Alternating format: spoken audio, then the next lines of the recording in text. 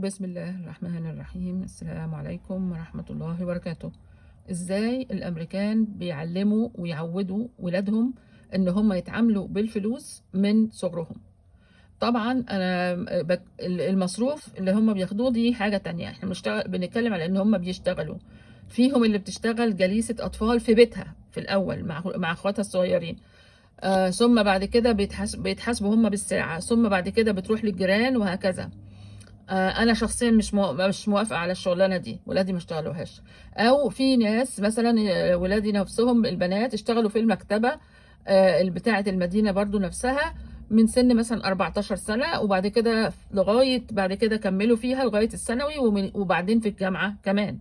ابني برضو اشتغل في مجال محل ليه اللي هو بيطبع الورق، او بيبيع حاجات الكمبيوتر وحاجات زي كده برضو لغاية ما دخل الجامعة. وفي الجامعة بقى بما انه تخصص كمبيوتر فكان بيشتغل في تخصصه برضو في الاجازة وكده. فالحاجات دي بتخليهم ياخدوا معاهم فلوس بالاضافة الى المصروف بتاعهم.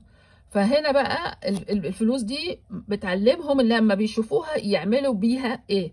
ما بيسيبوهاش كده خالص، عندهم اغراض تانية طبعا.